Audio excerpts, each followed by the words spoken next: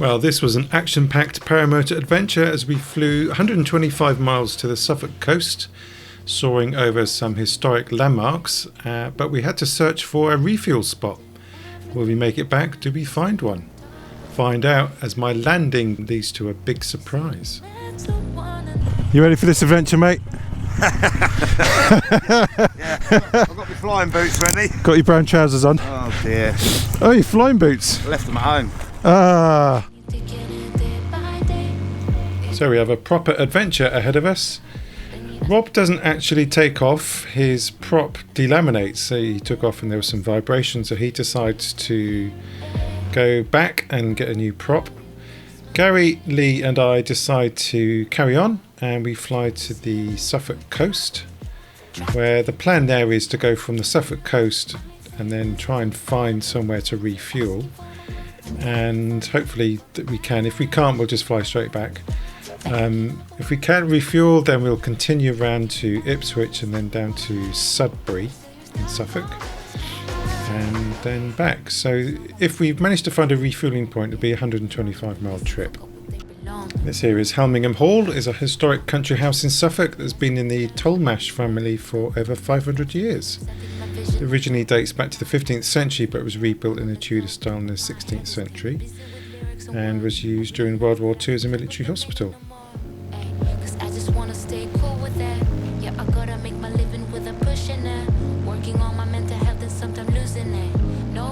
So now approaching Sizewell, which is primarily known for the Sizewell nuclear power station, as you can see in the distance. This was built in the 20th century, made up of 2 reactors, one in the 60s and one began operation in the 90s.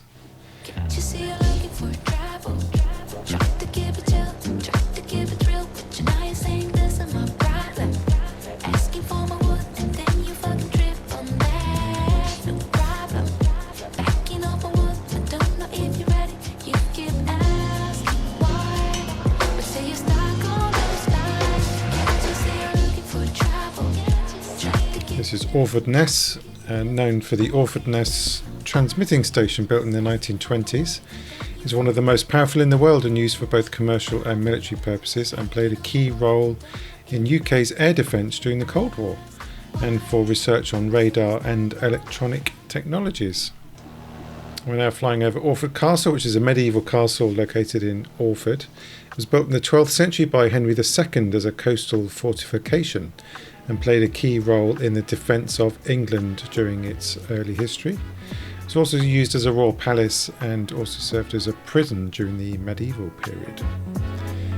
Here we're approaching Woodbridge Airfield, which is a former RAF station. Built in the 1940s and used during World War II, the airfield was used as a base for both fighter and bomber aircraft and played a key role in the defence of England during the war. So at this point of the trip, we've been flying for 2.5 hours and need a refuel. We spot a garage below, conveniently located next to a public park, and there appears to be no one in the park. So as we have a trike with us, we decide to come in for a landing and refuel and then take off again.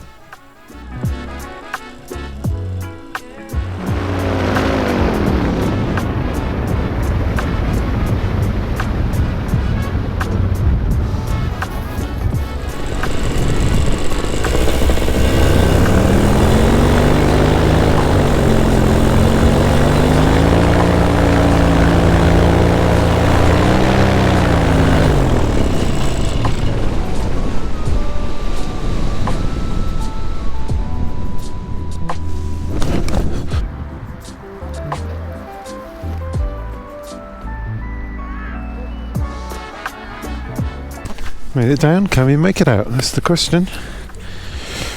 That is the question. Oh, a lovely, lovely flight. Oh my word.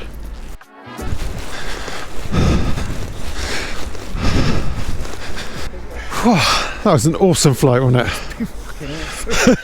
Absolutely brilliant. Absolutely awesome. Fueled up? Yep. Golf? Got chocolate? Right, let's get back I suppose.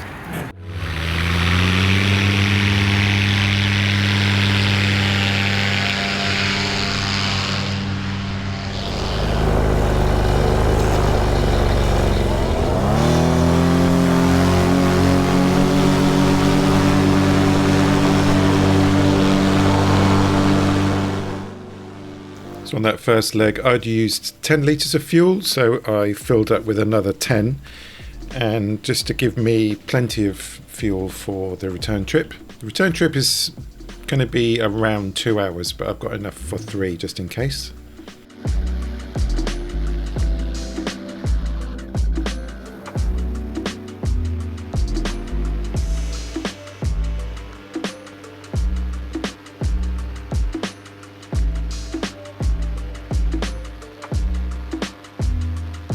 So now that we've successfully refueled, we can head back to the coast, and we'll fly down the coast towards Felixstowe, and I'll tell you about the other places in a minute. This here is Bawdsey Beach, which has a picturesque sandy beach perfect for swimming, sunbathing and water sports, which is next to Bawdsey Manor here, which is a historic building used as a radar research facility during World War II. The manor is now open to visitors as a museum and a learning centre, where you can learn about the history of the war and radar technology. So we're now flying over Felixstowe, which has a long sandy beach, and a large port, which is one of the busiest container ports in the UK. Has a rich history, particularly in connection to the military, as it was a major naval base during World War I and II. Just across the river is Essex and Harwich, which is a historic coastal town known for its long history of seafaring and as a port town since the 12th century.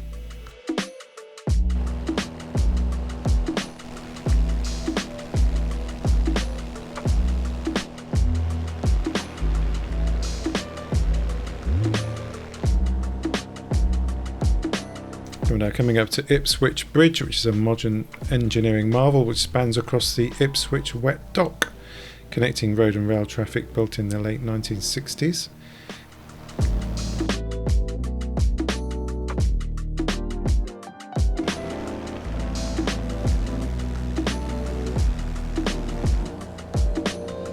This here is Sudbury, which is a cute little town with medieval streets and charming architecture. Has a rich history dating back to the 11th century and is quite popular with tourists, and has a vibrant art scene apparently. Now coming up to Melford Hall, which is a country house built in the late 16th century and features Elizabethan architecture.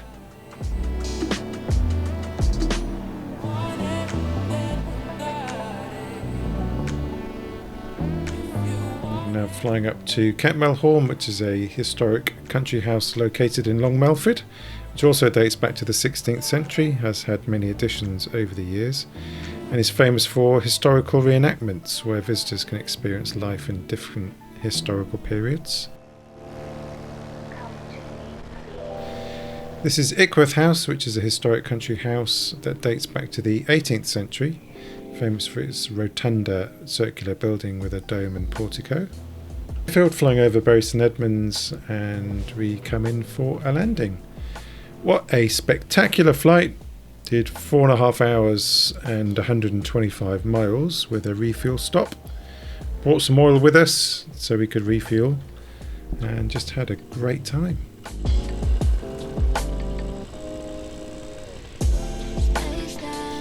Hope you enjoyed that. If you did, hit the like button, it helps other people find the channel.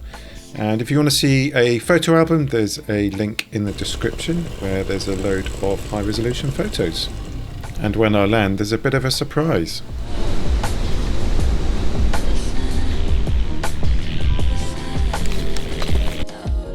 So if you have an Iris quick release prop, make sure you tighten it up properly.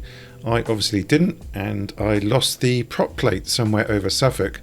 Luckily the thrust of the propeller kept the propeller on until I landed, and being a wooden prop managed to stay on. So that was lucky, I think.